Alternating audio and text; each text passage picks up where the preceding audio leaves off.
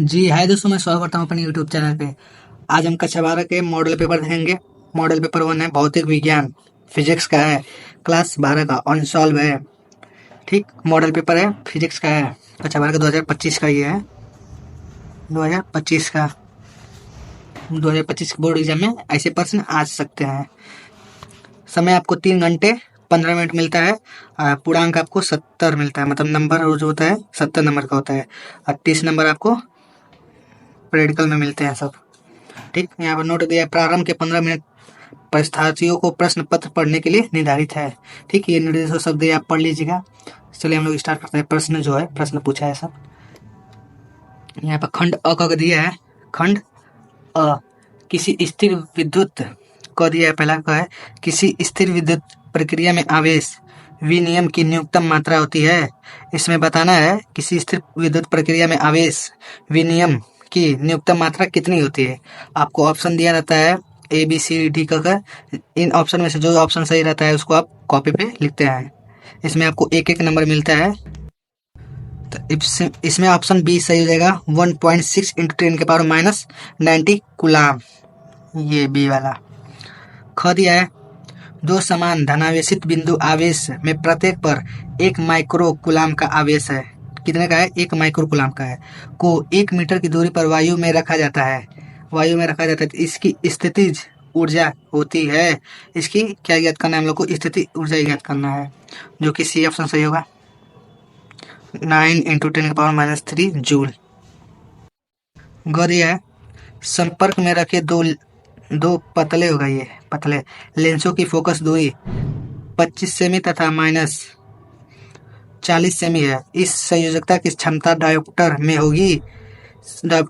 इसका option number हो जाएगा सी, प्लस के 1.5 आंसर है इसका। एएमसी की वजह, जो कि एक एक नंबर मिलता है हम लोग को। घ दिया है यहाँ पर, एक समबाहु प्रिज्म न्यूनतम विचलन की स्थिति में है यदि आपतन कोण प्रिज्म कोण का 4/5 गुना हो तो न्यूनतम विचलन कोण का मान है। इसमें न्यूनतम विचलन कोण का मान बताना है। इसमें डी ऑप्शन सही हो जाएगा। 36 डिग्री 36 एंगल। अंगा दिया है, सूर्य की विकिरण ऊर्जा का स्रोत है। इसमें सूर्य की विकिरण ऊर्जा का स्रोत बताना है। ये डी ऑप्शन सही हो जाएगा। नाभिकीय संलयन।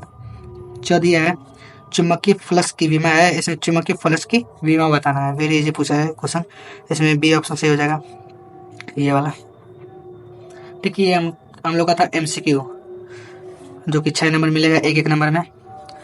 ये खंड ब दिया है, ये 2-2 नंबर का होगा।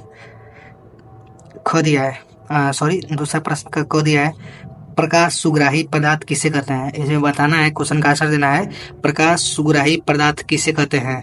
ठीक। ख दिया, नाभिक की त्रिज्या की कोटि बताइए।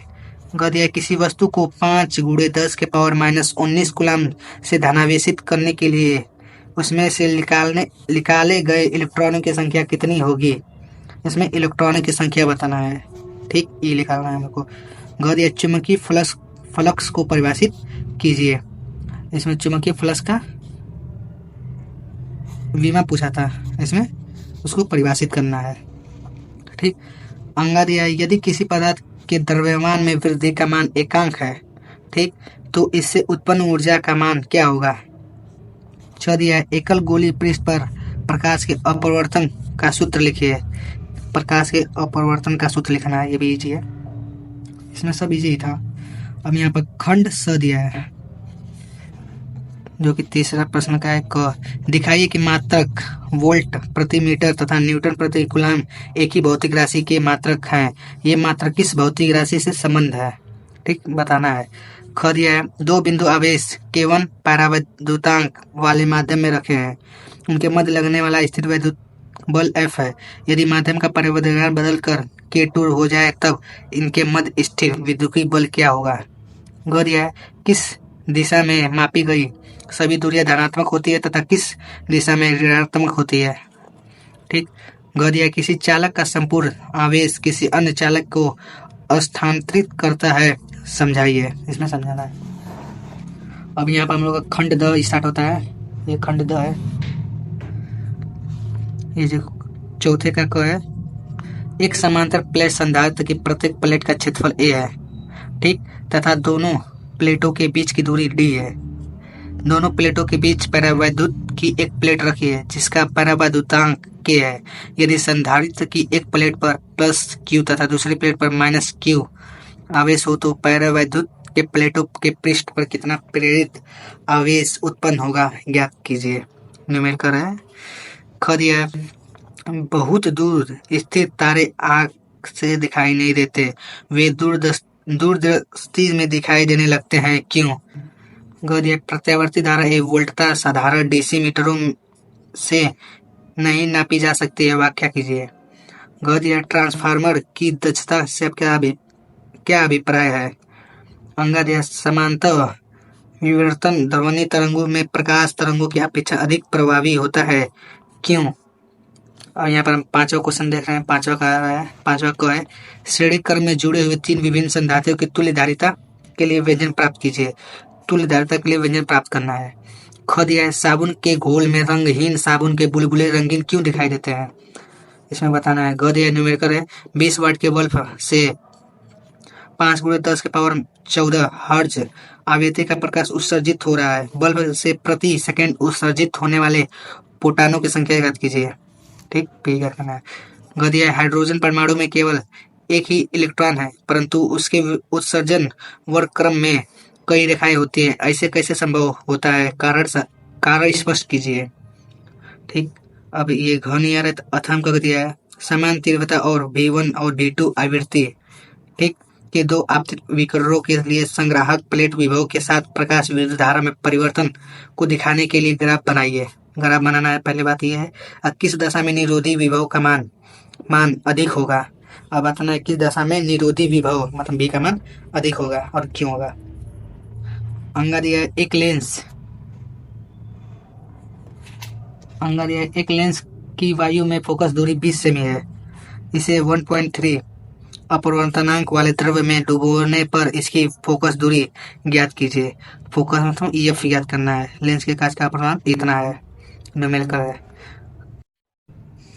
अब यहाँ पर खंड यह दिया है, छठा क्वेश्चन है, ये प्रिज्म वाले क्वेश्चन से बना है, देख लीजिए, न्यूमेरिकल है। आ गया था हमको दिया, अगर न्यूमेरिकल नहीं आ रहा तो ये इसका आंसर दे दीजिएगा।